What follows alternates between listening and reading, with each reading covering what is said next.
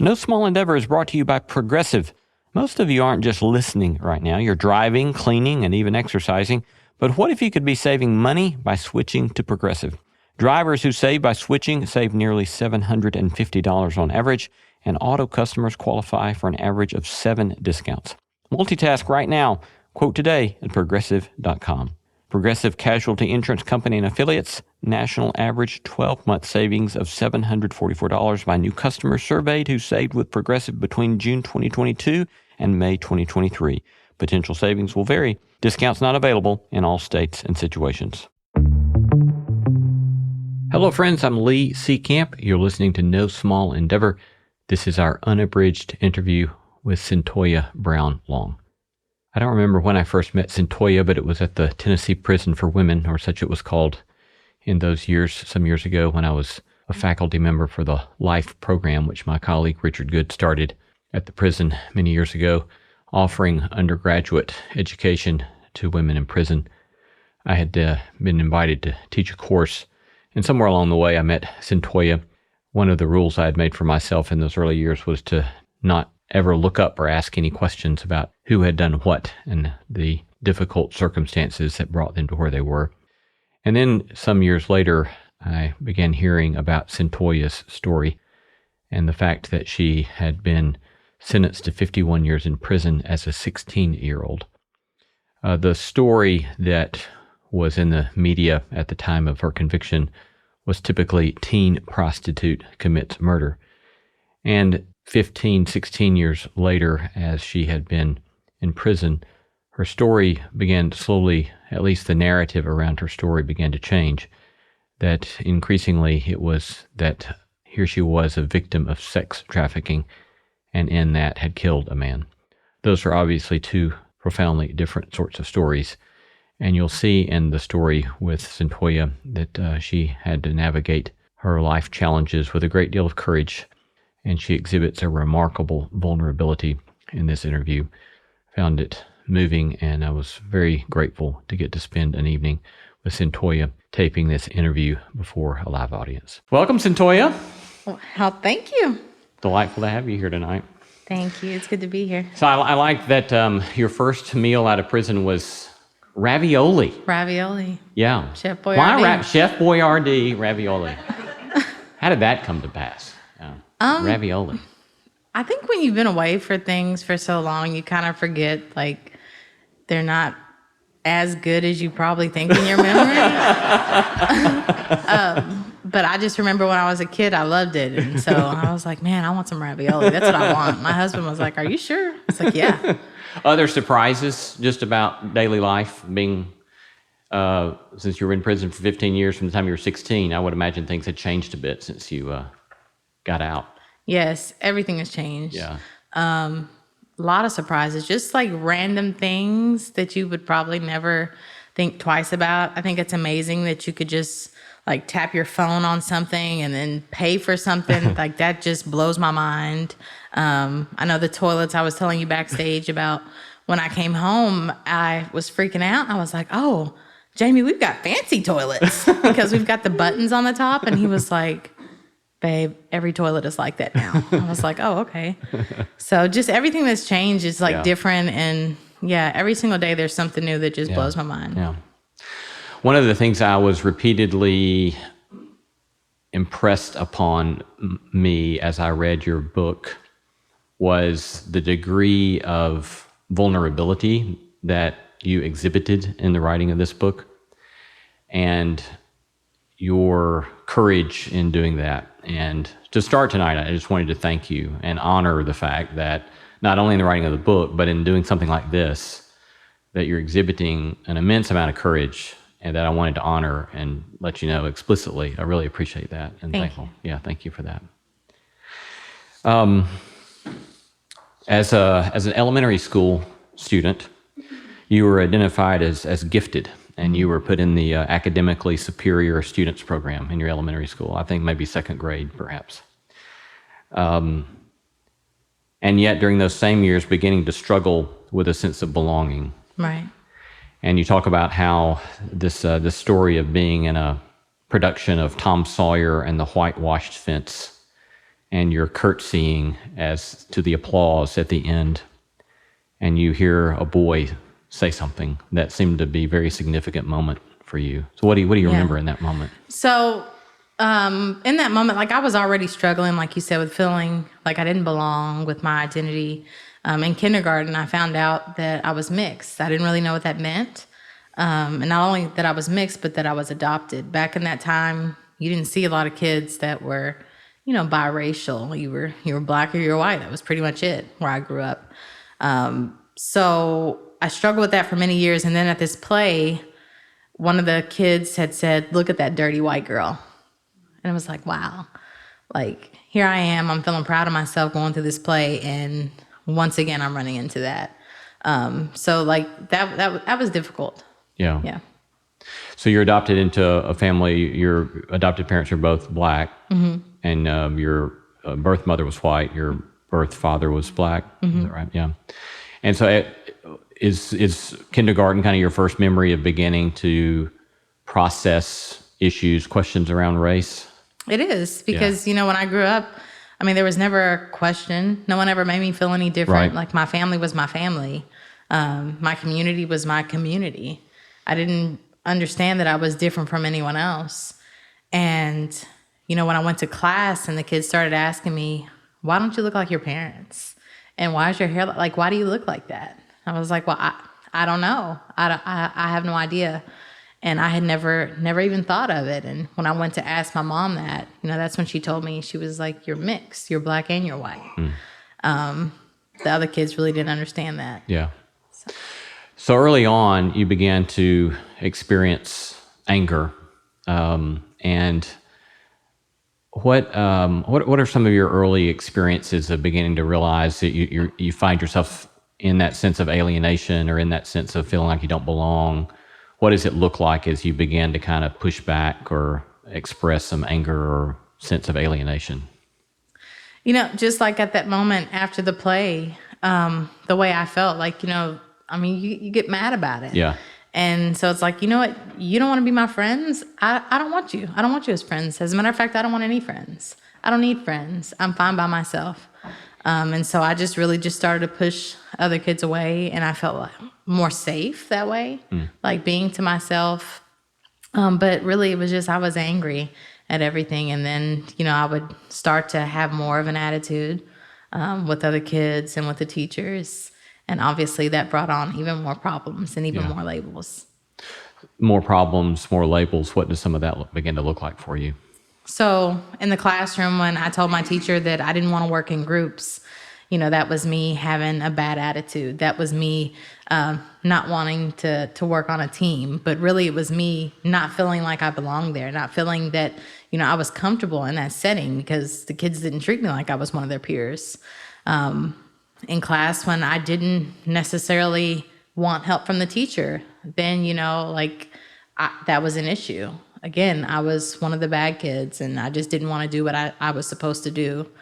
When I finally did want to participate, if I spoke out an answer, then I was disruptive because I didn't raise my hand. So I felt like there was always something. And, any little thing that I did resulted in me getting punished or me getting sent to the principal's office. It was just an excuse to really just push me further and further away from the classroom. Then in time, you began to get crossways with the juvenile system. What does that begin to look like for you? So it started out, again, so many trips, getting sent to the principal's office for all these little things. Then there was one incident where I actually brought something called No-Dose to class, which is a caffeine pill. You can get it at Walmart. But I had brought it for show and tell, and it was treated as drugs. So I got kicked out of school under the no tolerance policy for having drugs. And because I was kicked out of public school, I had to go to an alternative school.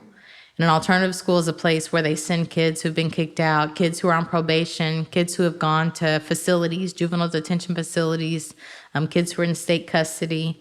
And many of them, they had been there because they had charges that were much more serious than caffeine pills. And being in that environment, I started skipping school with them, started doing the things that they were doing. And I found myself in a courtroom being sent to juvenile detention when I was just 12 years old. Yeah, so caffeine pills. Caffeine pills. Yeah. So you get sent to juvenile detention at 12, and then you're kind of in and out of several facilities, right? Mm-hmm. As you look back on those 2-3 years, what strikes you about, what stands out to you as, I don't know, as I read the book, I just thought the system seems so broken. And even when you have good people working in a broken system, the system can just have so much power over people caught up in that system. But as you look back, is that fair to say that the system seems broken, or what? I think it's more than fair to say. Yeah. I mean, what are some particulars of that in your experience? First and foremost, I should have never been in state custody and going to all of those facilities. When I went before the judge the first time, there was never even a question asked. I never got the opportunity to talk about what had happened before they had decided to send me to a facility for evaluation. And that was 30 days. After that, I was put on probation. And my probation was violated by my teacher that had problems with me in school once again. And when I went to court, because I didn't have someone to pick me up and take me home, my father, he was a truck driver, he was away. My mother couldn't leave school right then because she was a teacher. They put me in state custody. And that's why I had to go to all those facilities. That should have never happened. When you're in custody, you have a case manager. Ideally, this person should be connecting you with resources in the community, trying to find ways to help you be successful. That's not what they do. They have basically this spreadsheet that they look at to see where you fall under their different classifications to determine where they want to place you, where they're going to put you. If it's a problem with you going there, they'll just find you somewhere else. It's basically them just warehousing you. So that's a start. They don't really listen. They don't really listen to what it is that you're going through. They're not really trying to help you. They're just trying to do whatever is in the policy that they have to do for you while you're in their care. Yeah, and I as you told the stories there, I watched the ways in which that you would get angry, and I would think, and as I'm reading, I'm thinking I'd be ticked to be put in that situation, and as a 13 or 14-year-old is going to do anyway, right? You find yourself acting out of anger in various ways, and then the consequences just keep ramping up. It was kind of like a no-win sort of situation, it seemed like, as the situation unfolded. Right. Then it gets even heavier and darker with, at one point, you decide to run away from one of the facilities, right? Right. Yeah, what happens with that? So, not just the problems with the actual people who work there at the facilities, who work there for DCS, but being there with the other kids is rough. You have a lot of kids in this situation. We're all dealing with this anger. We're all in this situation, and, we're kind of taking it out on each other every single day. You're having to fight somebody, in addition to fighting with the staff there, trying to figure out, like just how to make it day to day. Finding some peace is pretty much impossible. So I just wanted to run away. I wanted to leave the facility. And the opportunity came about, and I did. I left and I started staying on the streets here in Nashville and got in touch with some people who were much older than me, that did not treat me as a 13-year-old girl. In time then, the not being treated as a 13-year-old girl, and things continue to kind of begin to devolve pretty quickly into much darker, much more difficult season of your life. Yep. What are some of the particulars of that? Well, if you can imagine, being a kid on the streets, everyone who's out here, you don't have your parents taking care of you. You have to survive somehow. If you can't go get a job, if you can't get any kind of assistance from the government, what are you going to do? You're going to do whatever you can, whatever opportunities are placed before you. At that time, it was, stealing as part of a small boosting ring. It was meeting up with different guys. The women that I was staying with, they taught me how to have conversations with different men, how to go on dates with men and get money from them. And, in my mind, I was being taught that this is how relationships work. When you are with a guy, you spend time with him, it's to be expected that he gives you money for it, that he pays for anything that you ask, it's going to be given to you. I know now that's not the case. Like, I'm not a commodity to be sold, but those were the seeds that was being planted. And you're like 14 or 15 at this time? Yes. Yeah. Yeah. I was 13 when I first ran away, and when I started staying with him, and all of this was coming into play, 14 and 15 years old. But by the time that I was 16, it was so ingrained in my mind that this was normal. When a man came along that was older than me, I looked at him like he was my boyfriend. I thought we were in a relationship, and he asked me to do the things that I had been doing for myself to survive for both of us. Then I thought it was normal. I didn't think of it as trafficking, but that's exactly what it was. Yeah. And if you, again, with any of these questions, you feel free to we can move on. But I think you're so vulnerable in the telling some of the stories, and I think what happens in listening to your narrative is the sort of the tragedy and the drama that you're having to deal with as a very young person. But you tell this story, this shocking. Once I got to the kind of the end of the story, I was just shocked about this fellow who takes you and for a couple of days. And Yes. Are you okay telling that story? Oh, or? I am. Yeah. That was actually the man that I was selling drugs for. Because again, when you're out there, you have to do what you have to do to survive. And he had called me over he came to pick me up. He called me up to pick me up to take me out of town with him to go pick up some drugs.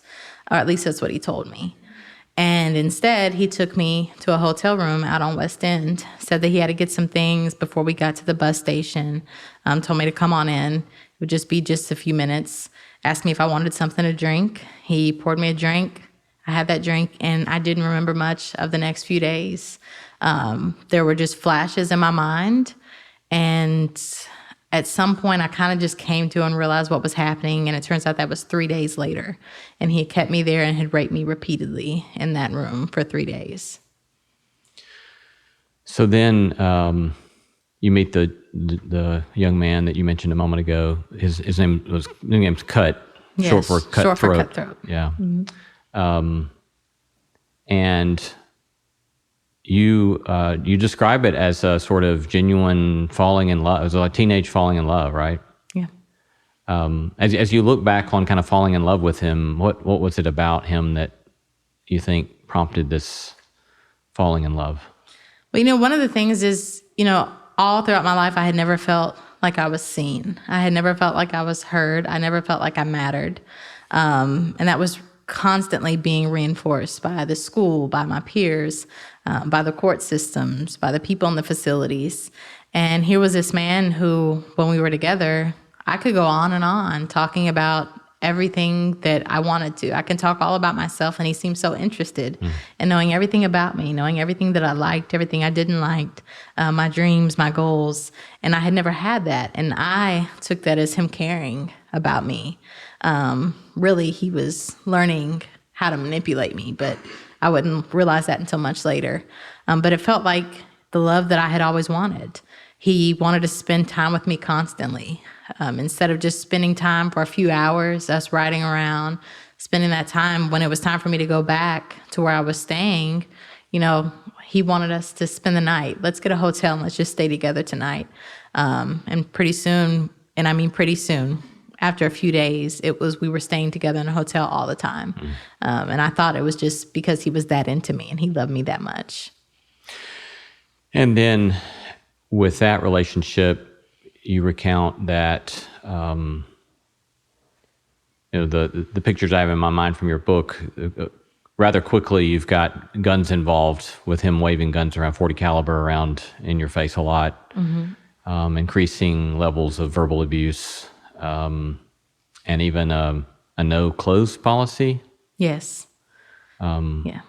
Which was, I suppose, I made up as I read, this was yet again a kind of another form of control, right? Oh, absolutely. Yeah. This was, like I said in the beginning, of course, he was sweet, he was kind, he was everything. And, I felt like this was the love that I'd always wanted. And so when it started with these conversations where he just started telling me things about myself that he didn't like about me, I felt like I had done something wrong or there was something with me that I needed to fix. Those turned into lectures. And those lectures started, just him pacing around the room telling me what a horrible person that I was and, how no one would ever want me. But he wanted me because he likes people that other people may not necessarily want. So that's okay. Then telling me what I needed to do, how I needed to go out and get money for the two of us. Then he started waving the gun around. But it was kind of just a gradual kind of thing. But through the whole process, I felt like it was something because that I had done something wrong. Mm-hmm. And if I went out and I made enough money or I did well enough, then I could get us back on the right track. Yeah. And we could get back to the place where we were so in love in the beginning. But and here you are as a 16-year-old with a sense of financial responsibility for this man who's significantly 24. older, 24, yeah. Mm-hmm. And so let me back up just a little bit before we go forward with the narrative. One recurring refrain in this part of the book is you saying things like, I'm done, or I'm not doing that again. That you tell yourself this, I'm done.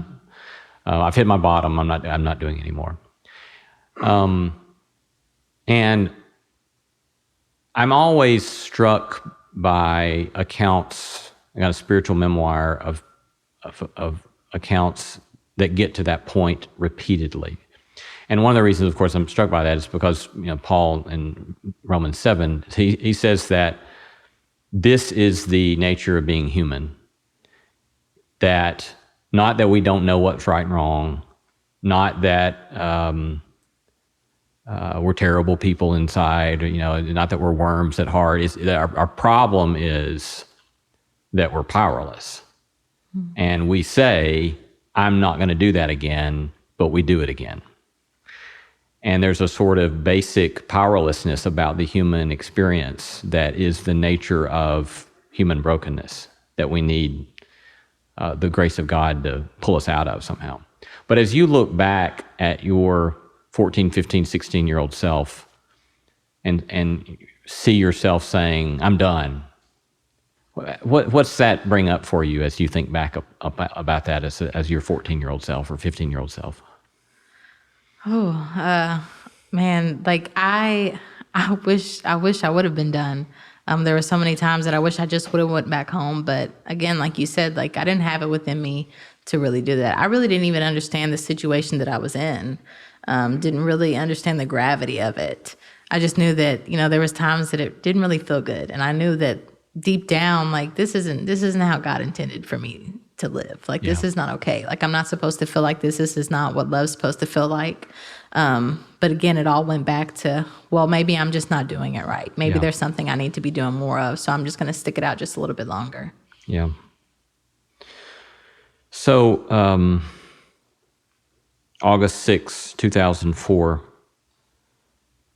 you go out, you and Cut have had this difficult exchange, the difficult moment.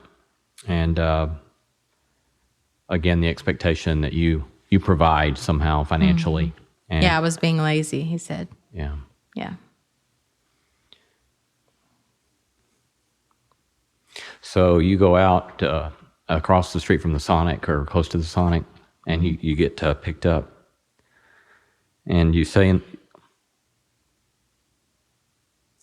the book, everything that happened at his house plays in my memory like a movie out of order. So to whatever degree you can share some about that night, what you remember.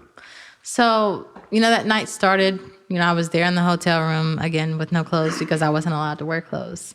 And we had been at the hotel for a few days. And, he said I was getting lazy because I hadn't went out and got any money for the past few days, which, just as a side note, I had never thought that this was going to be something that I had to constantly do. He told me in the beginning that if I could get enough money, that he could actually take that and invest it, and he would use it, to sell drugs. We lived this perfect life, happily ever after. And in my mind at that time, I thought that was ideal. Like, okay, I can do this a few times. So here he was telling me that I had been getting lazy and I needed to go out and I needed to get money so we could get another hotel room for the week.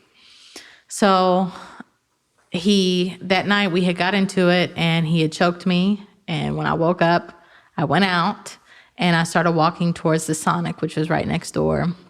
And this man comes in this white Ford F-150 and he asked if I wanted a ride. And, at first I told him yes, because I was going to head out to East Nashville. And when I got in the car, he asked, was I hungry? I said, yes, I'm hungry. And I remember when I was walking to that point, it was another one of those times where I was just done. Like I was just at my bottom. It's like, I'm so sick of this. I didn't feel like this was what I had signed up for. Like I'm done. And I decided to take a chance. Like maybe this nice white man will actually help me. He's, asking me if I'm hungry, things like that. Let me just tell him what I'm going through. And I told him that I was up here from the summer from school. And I was staying with this man in this hotel room that's constantly fighting on me, constantly making me go out and sell my body. And I was crying when he had met me. So I'm thinking maybe he's going to help me. But instead, he just looks at me and he says, so are you up for any action? And I remember that moment, I just felt like is this it? Like this is what it is? This is my life? Like this is all there is. So I told him, yeah, sure. Of course, he haggled me over the price. We went back to his house after he stopped at the ATM to get the money. And, there in his house, again, I was just feeling those same feelings. Like, I wasn't important. I wasn't worthy. There was a small moment that he actually talked about Christ to me, which, I often think about because he said that he was a Sunday school teacher. But there was nothing about that interaction that felt Christ-like. Nothing about it. And the whole time I just wanted to get out of there. He started showing off his guns to me, but I felt like I couldn't just walk out the front door. There was never any kind of outward threats, but you kind of just felt it. You felt like, this is not a safe situation. This is not a safe person. But I kept trying for, I think maybe 2 hours. I was in that house with him, trying to figure out a way to sneak out of there, trying to get out of there. Wasn't able to. So I felt, well, maybe if I ask him if I could rest for a few minutes, if I could just get a little bit of sleep, he'll fall asleep. He'd already been drinking and I could just sneak out. So that's what I tried to do, but obviously it didn't work. There was one point when I felt that he had turned over and was reaching for something, so I shot him with the gun that Cut had given me. And after that, I went back to Cut. What were those next couple hours like? It was crazy. I don't think I processed in my mind what had really happened. I remember when I was leaving out of the house, I felt like for some reason he was asleep because I could hear the sounds that his body was making, which is that's just what happens. It sounded like snoring, and it was so did he just fall asleep? I just shot that gun and he just fell asleep? What just happened? And I left and I was thinking, I don't know what happened. I said, I think I hurt someone when I went back to the hotel room with Cut. And he was like, what do you mean? I said, I think I just shot somebody. I think I just killed somebody. And, he told me to wipe the truck down and he told me to take it to the Walmart parking lot and park it. And so that's what I did. And I kept on that entire night. I didn't even hardly sleep. And I was like, is this person okay? What just happened? What really just happened right now? So I would watch the TV, the news to see if anything happened, if there was any reports, am I tripping? What's really going on? And finally, the next day, I went back to where his truck was to try to get some information. And I just called his house to see, is this person okay? And when no one picked up, I actually called the police and I told them what happened. In time, you're arrested.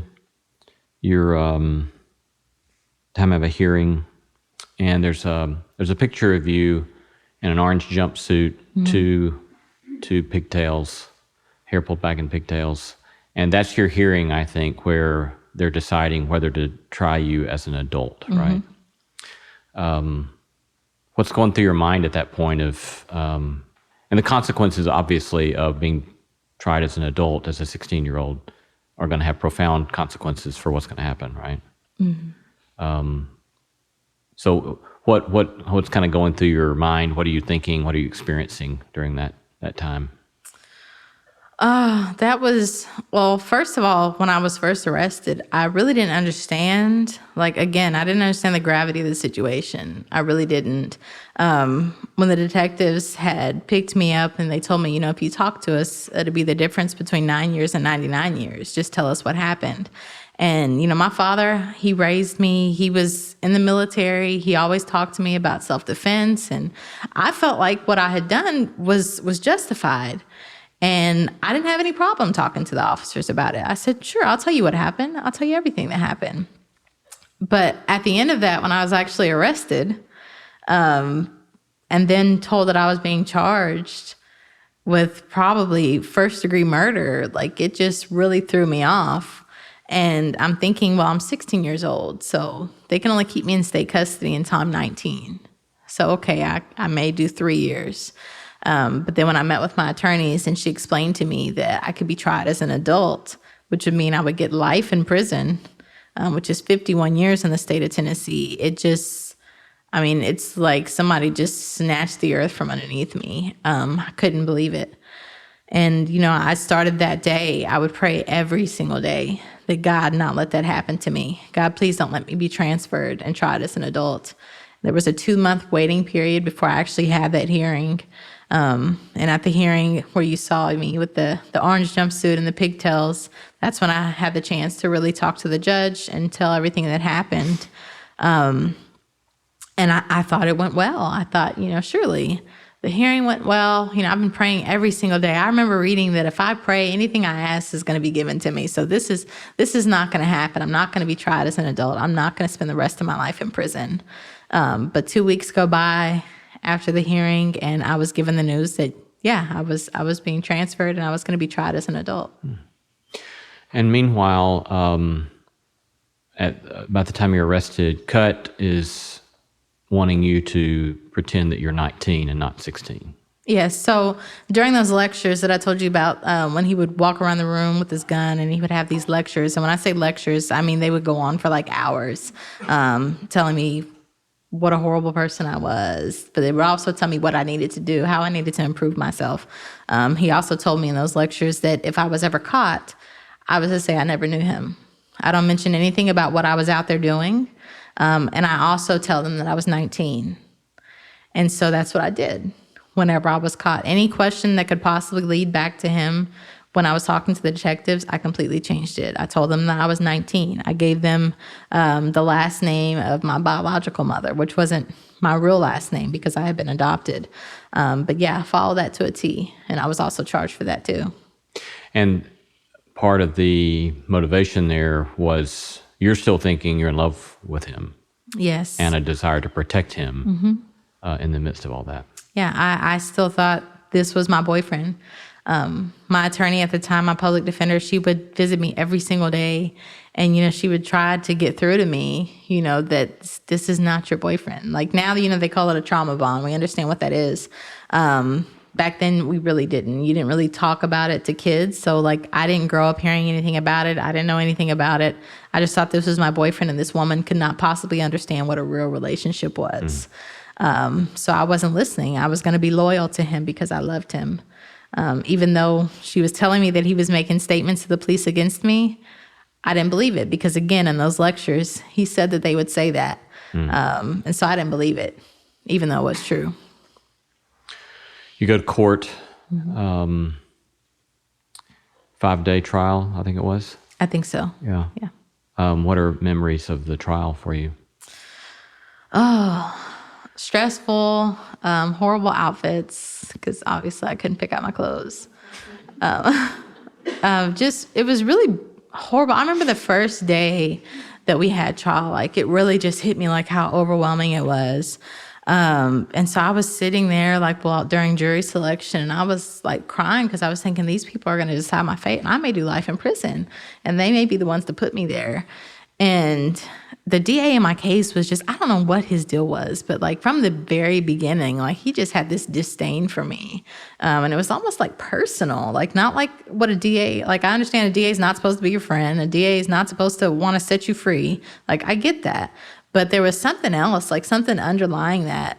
And so during the break for that first day, I know my attorney had taken me back and she said that, he was saying things about, oh, she's crying now, don't cry now. And I was like, okay, I won't cry anymore. You won't see another tear fall from my eye. And from that moment like that, I just sat there stone-faced through the whole 5 days. As, they were debating everything. They were saying all these things that they just knew happened. And, inside I'm screaming like, that's not what happened. Like, you weren't there. Like, that's not how that happened. But it's like, you can't say anything. Like, you don't have a voice in that moment. You told your attorney everything, but like, they're not defending you the way that you would defend yourself. Obviously there's reason for that. In the courtroom, you have decorum and things like that. But like, it's just in that moment, you don't feel that. You're like, help me, like tell them what really happened. So it was really hard to sit through all of that. And then to finally have them come back through and, not look you in your face because they did find you guilty. They announced you're guilty and you're sentenced to 51 years in prison. Yeah. On the spot, I was sentenced. I don't even know. It was so quick that it happened, but it felt like hours that I was sitting there. We stood up as the jury came in, and I felt like I knew in that moment when they didn't look at me. And there was one guy, the one black guy, he kind of like just looked off and just shook his head, and I was like, they found me guilty. I knew in that moment. And so then whenever they went through, they announced it and everything, and everyone got polled, the jury got polled, and like it was just final. We were told to stand up for them to leave out. Obviously, I did not stand up for those people. Then the judge, he said, you're sentenced to life in prison right there on the spot. We're going to take a break for intermission. Before we do, I want to thank you again for your sharing and your honesty and vulnerability. Let's give a little thanks for Cyntoia, and then we'll be back. Please welcome back Miss Cyntoia Brown.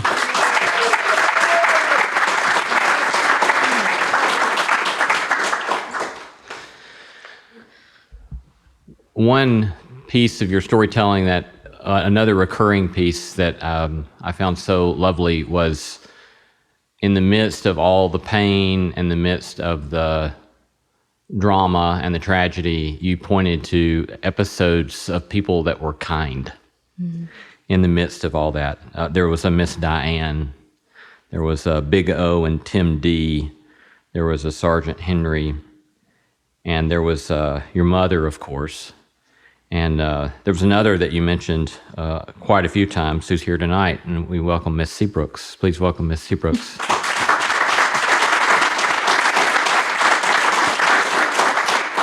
But as you think back, reflecting upon kindness in the midst of all that trauma, any particular pictures or stories that come to mind with those?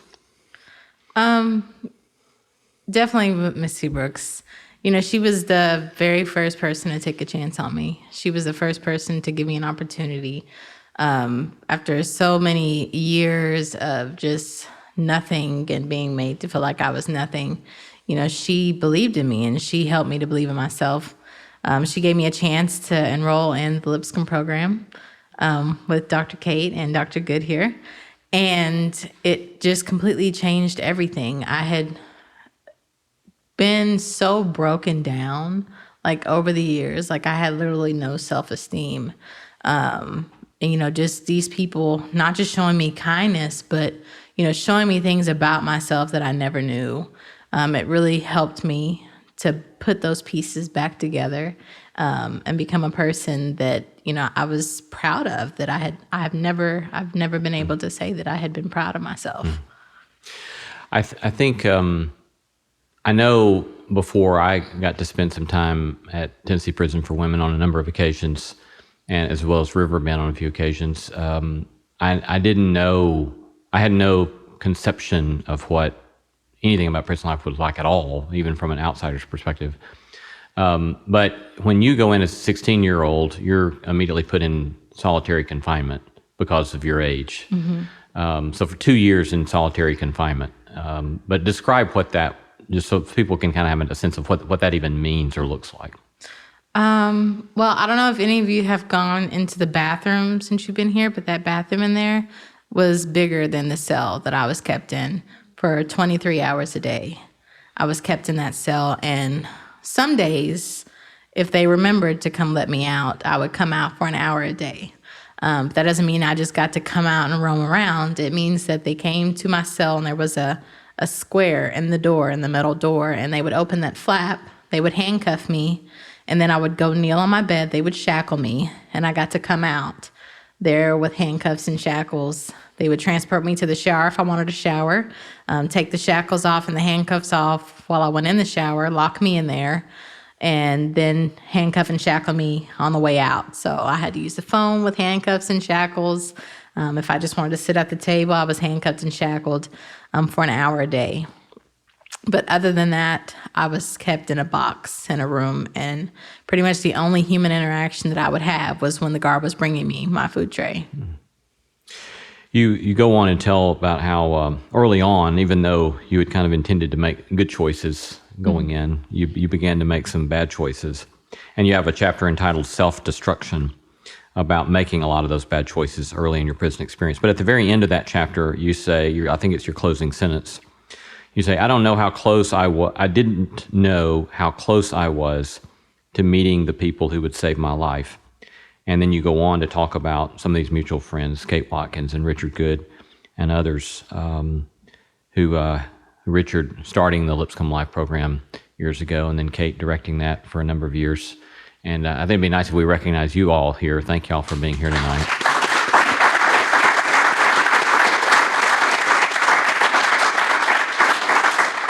But then you get invited into that program. So what's that experience like for you? What does that mean to you in your unfolding story? Well, if you imagine what prison is like all the horrible things that you could possibly imagine, it's all of that, right? It's a very negative place, very dark place. It's a spiritually dark place. And you don't really have a chance to do anything. Like, you could sit at the table and play cards and argue with people all day. That's pretty much your only options. If they do provide educational opportunities, it's because people like Ms. Seabrooks has fought to bring them into the prison. And it's because people like Dr. Good and Dr. Kate are fighting to come in. And so they finally were successful. They got to come in, and someone like me who has to live in that environment, that dark environment, finally gets to come. And these people are bringing light, right? And it's just incredible. Like, I would look forward to that one night a week where I could feel normal, where I could feel like a human, where I could feel valued, where I could feel worthy, where I could feel like I mattered. And it was just incredible for all of the women that were in that program. Yeah, I think one of the things I was so privileged to get to see with what Richard and Kate did is I could watch women who, some of them when they began, couldn't look you in the eye, but by the time they're done, have a degree, the transformation of their countenance and their sense of purpose and their sense of mission in the world is a very beautiful thing that y'all have done with that, and the way Miss Seabrooks facilitated all that, and so it's a beautiful thing. In time, you well, before I go to that one, let me go back to a little bit more question about prison life just a second, because I think, again, there's a lot of things I suspect a lot of folks may not know. You have a job, right? But your wages are. If you are lucky, you'll have a job where you can make 50 cents an hour. But other than that, you'll make 17 cents an hour. You'll work your way up to 34 cents an hour, and then you'll top out. After 42 cents, you'll top out at 50 cents. So there's 4 different phases. And then most people, within your first few years, you're going to get a paper in the mail saying that the state of Tennessee is going to take half of that. So about a month, you'll make $10.40 a month that you have to survive off of. If you're making 17 cents, if you're lucky enough to make 50 cents, then you'll live off of $25 a month. And that has to buy your soap, it has to buy your deodorant, it has to buy your lotion, your feminine products, every single thing that you need. And for those of us who do the shopping in the house, you know that that does not cut it. So it's really difficult. And sometimes you have to resort to things like doing other people's hair. Like a lot of people resort to doing illegal things, but they're just trying to survive because it's very hard. Yeah.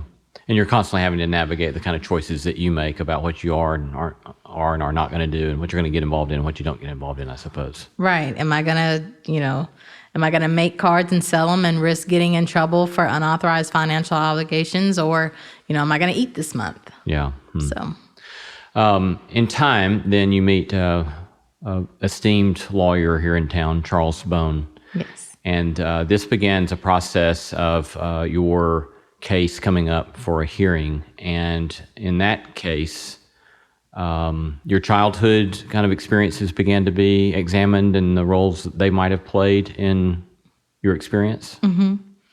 What gets played out in that setting? So I think I was like 20, 21, 22, when they started looking at the documentary, the first documentary that was filmed about me. It was played on PBS called Me Facing Life. And in that documentary, they had interviewed my biological mother, who said that she drank a fifth of whiskey every single day while she was pregnant with me. So Mr. Bone, who is, a very prominent attorney, he's not a criminal attorney, but he does know some. And so he reached out to some of his friends to look at my case. And one of the things that one of them had said was, I'm pretty sure that affected her negatively. I think we should look further into that. So they hired some experts out of their own pocket for fetal alcohol spectrum disorder and have them evaluate me and do a brain scan. I was actually working for Miss Seabrooks at that time. And they did this brain scan on me, and they came back and they said that I had fetal alcohol spectrum disorder, specifically alcohol-related neurological disorder. And the way that they kind of said it, was really traumatic, because I found that out in a courtroom, in a hearing, with these experts sitting on this panel, calling me mentally retarded. And that just completely devastated me, because everyone who's in here who knows me from Lipscomb knows that I pride myself on, my intelligence, because I've worked hard for it. I study hard, I completely commit myself to it. And that was one of the big building blocks to my self-esteem, where I had put myself back together after being broken down for so long. So to be told that, that was a farce, that, there was something wrong, they literally used the word mildly retarded, I was like, whoa, what? And I remember just going to Miss Seabrook's office, and I just broke down and cried. And she was like, honey, there's nothing wrong with you. And, it's those moments of kindness. I know you spoke earlier about, moments of kindness, and Miss Seabrooks was definitely full of them. But yeah, so that was pretty traumatic. That took a lot of time for me to just really recover from. And then shortly at that time, or shortly thereafter, kind of the public narrative around your case begins to change, right? So originally it's a teen prostitute commits murder, but then at some point the narrative changes. So can you kind of narrate the way that narrative changes?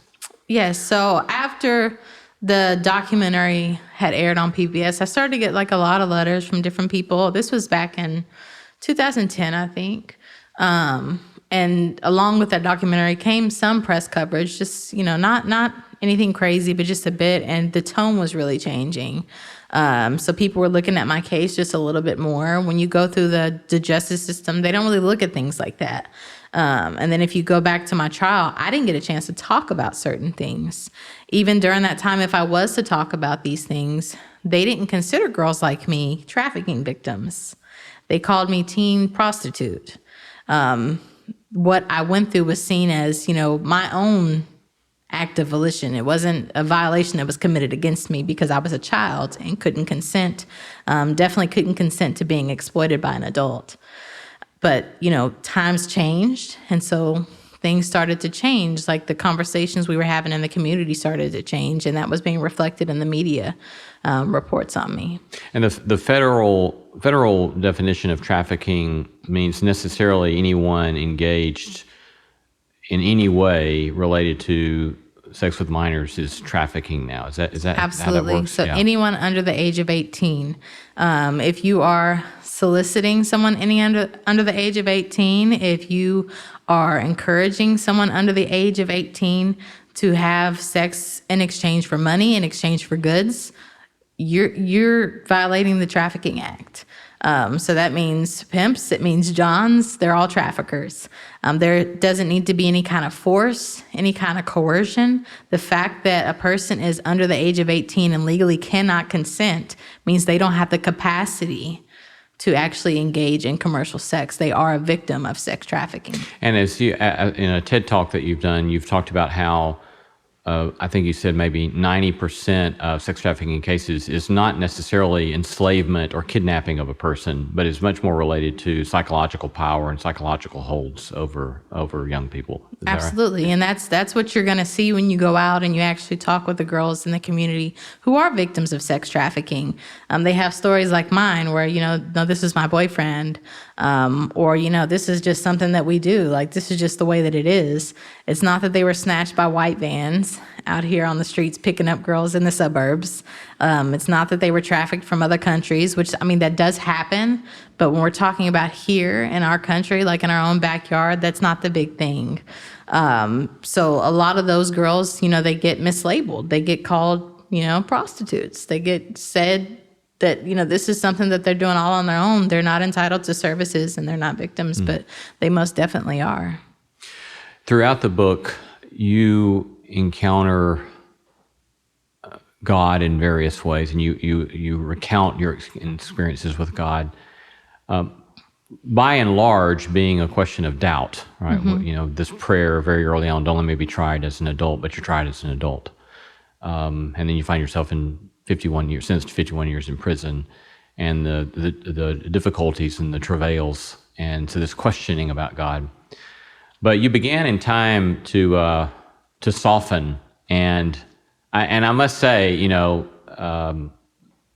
one of the travails of academics and academics who do theology is our rationalism, and so it's So your Memphis stories are wild. Yes.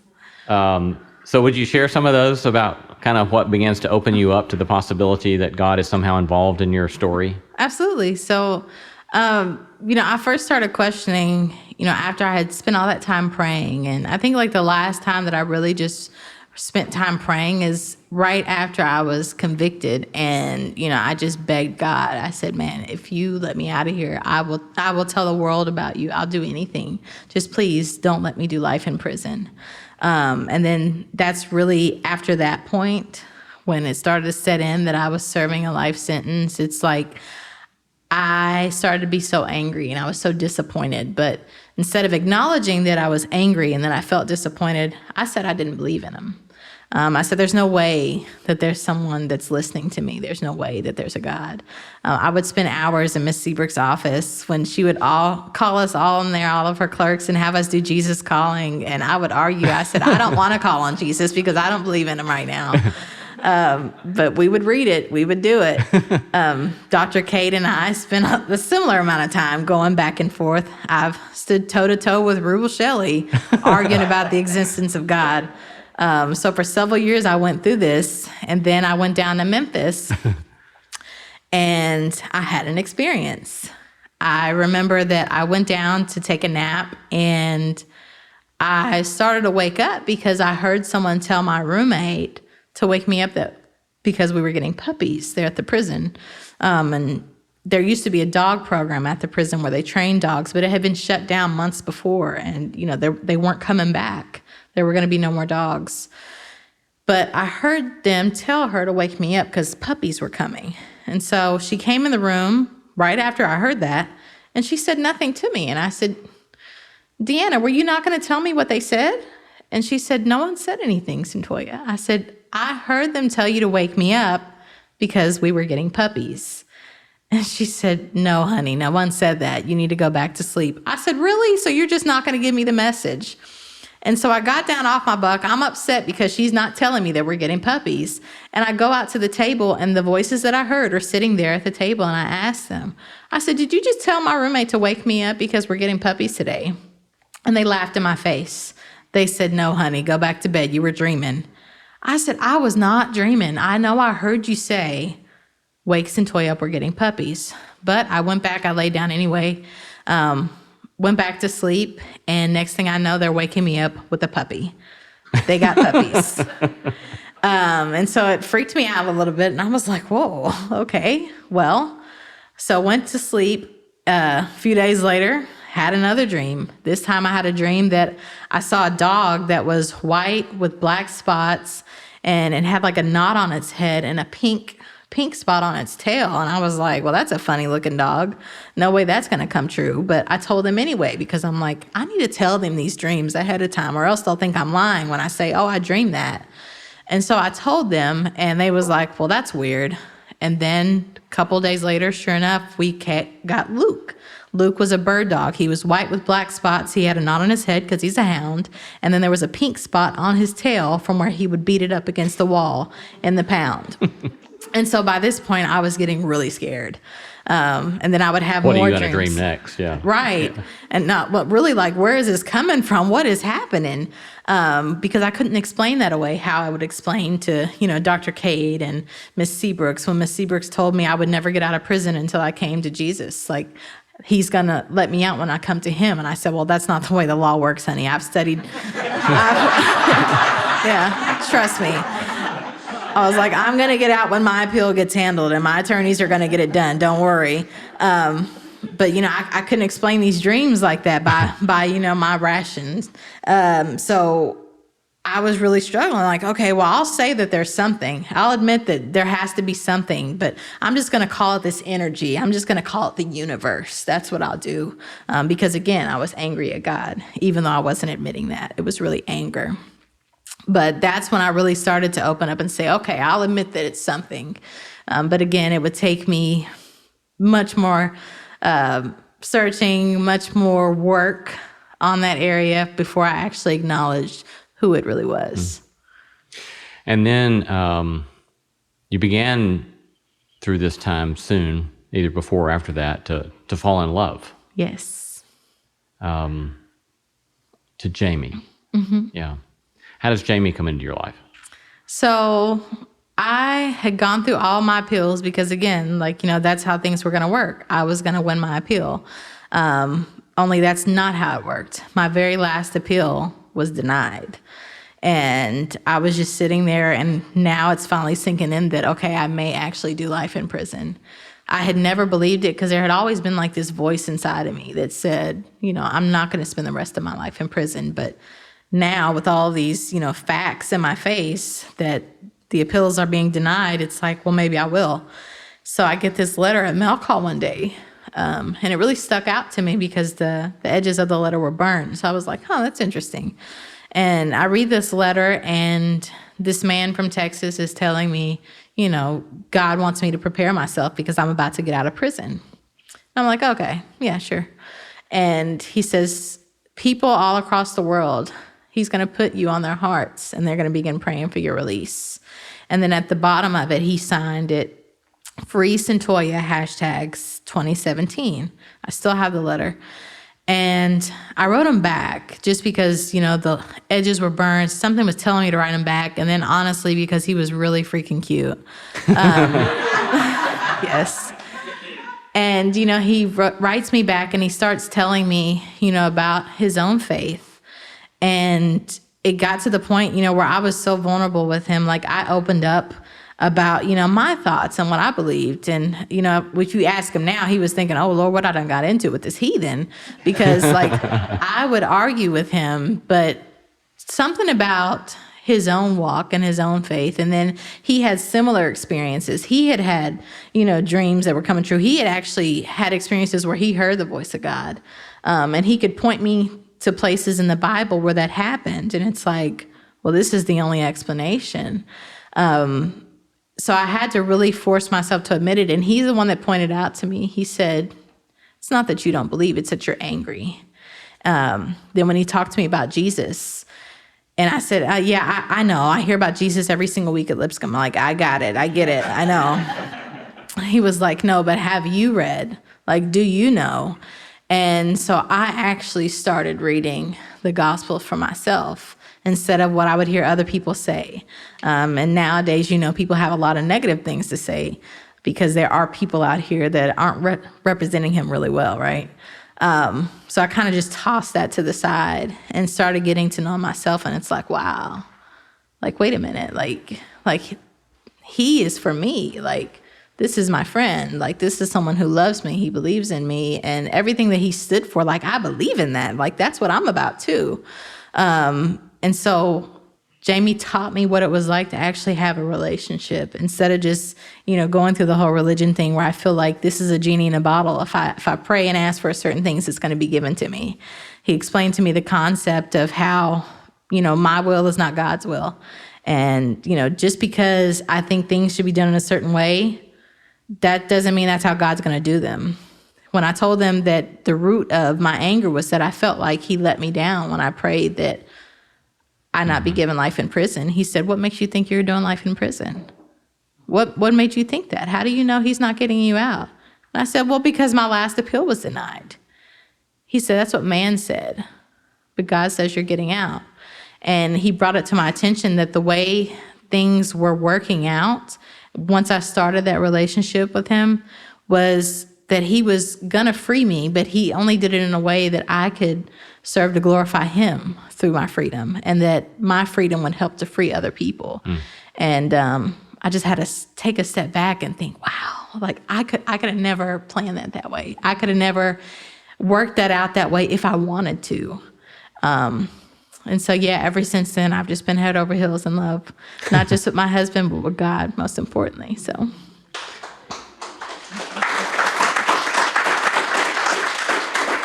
then you, through very small odds, end up having a clemency hearing for the parole board. Yes. It's a 2-2-2 vote, 2 for you, 2, I think, against you, and 2 saying give you 25 years. And then you're waiting for the governor. And then finally, how do you learn that you get clemency? So I'll tell you, I knew in my heart because, God told my husband to write that letter and said I was getting out. And so for many months, like that, what you just described took place over the course of several months. And he even moved to Tennessee from Texas, yes. Not knowing, he moved. Okay, I'll go back. His knowing that you were going to get out. Yeah, so I'll go back. So I'll start from when we filed the application, right? So all that stuff happened online with the hashtag. Like I said, this was in November, but my husband had said that in January.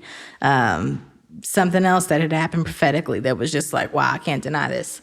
So all that happened November 2017, but months are going by and there's nothing. There's silence. We filed my application in December and we heard nothing from the governor's office, nothing from the parole board, nothing from the prison, nothing at all. So literally the only voice that was telling us that it was going to get granted was God. And so in February, we got word from our minister that was counseling us, Pastor Tim, and he said, you're going to get a date in March. I don't know what the date is, but it's going to put you closer to coming home. It's March and it's going to bring you home. And so every single day in March, we were waiting. We were claiming, okay, yes, we're going to get out. We're going to get a date, something. I don't know if it's a release date or what, but something in March. And on the very last day of March is when we actually got word that we were getting a date for the hearing. And less than 1% of people who file clemency applications in the state of Tennessee ever get a hearing. So that in itself was miraculous. So we have this hearing, and like you said, they voted 2 for me to do 15 years, 2 for me to do 25 years, and 2 of them said they don't feel like I should get out at all. So all of that is just a recommendation for the governor. He's the one that has to make that decision. So during that whole time, we're still praying. We're not hearing anything. That happened in May of 2018. We heard nothing.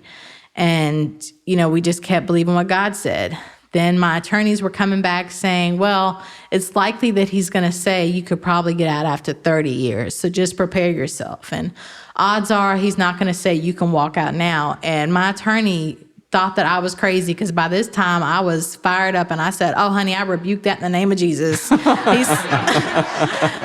said, I'm walking out of here and I'm walking out of here. And so like I was just like on fire at this time. And, we kept believing it. Me and Jamie did. And months would go by. And then finally he felt the Holy Spirit telling him, to get ready because you're going to go get your wife. You're going to pick up your wife. And it didn't matter what the lawyers had said. He heard what God said. And so he said before he knew it, he was pulling pictures off the wall in his condo. And he sold his car, like his dream car. He had a Bentley. He worked in music. He worked very hard, sold that car, sold all his furniture. I didn't know a thing about it until I called him that night on the phone. And he told me that, he was making his pallet on the floor. And I was like, pallet on the floor? Why are you on the floor? And, he told me he got rid of everything because he's moving. God told him to move to Tennessee and get his wife. And, I understood like having faith because I'd had a lot of faith. But in that moment, I just started crying like, wait a minute. Wait, what? Why would you do that? Because you don't really know anything. And he rebuked me. He said, I know what God said. And I was like, okay. All right. So this is what we're doing. So November of 2018, he packed up. He came up here on a whim. And January 7th, I was told that I was getting out of prison. My attorneys came through and they said, you're getting out in August. So, yeah. Wow.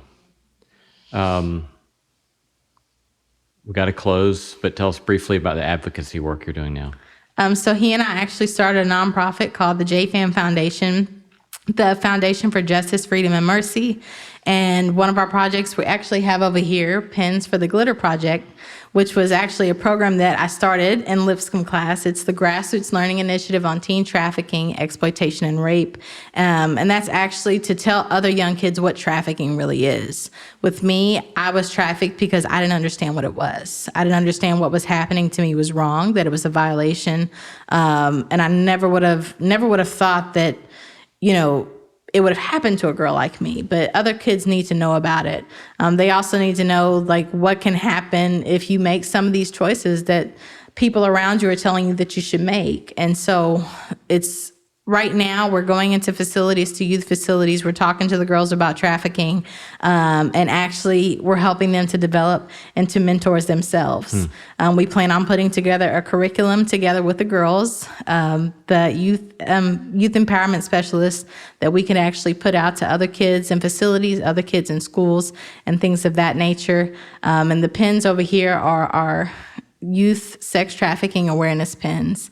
We're working to get January designated as Youth Sex Trafficking Awareness Month. So anyone who buys a pen tonight, or if you don't want to do it tonight, if you want to do it online, www.jfamfoundation.org.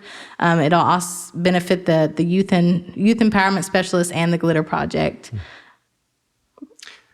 I want to thank you again for your courage and your honoring us through your vulnerability and your sharing of your story tonight. Let's show one more thanks to Cyntoia Brown, author of Free Cyntoia, My Search for Redemption in the American Prison System.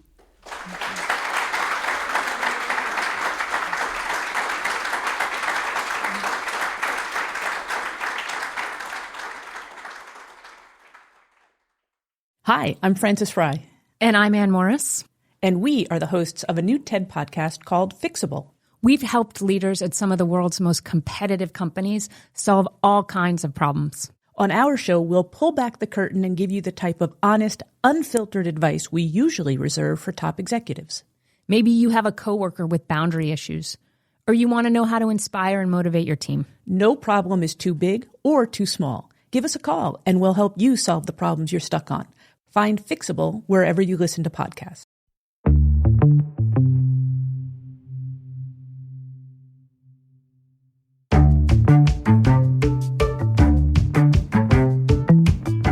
Our thanks to all the stellar team that makes this show possible. Christy Bragg, Jacob Lewis, Sophie Byard, Tom Anderson, Kate Hayes, Mary Evelyn Brown, Carriet Harmon, Jason Cheesley, Ellis Osborne, and Tim Lauer. Live sound recording by Jeremy Bain, and special thanks to the folks at the Rabbit Room for the use of the beautiful Northwind Manor.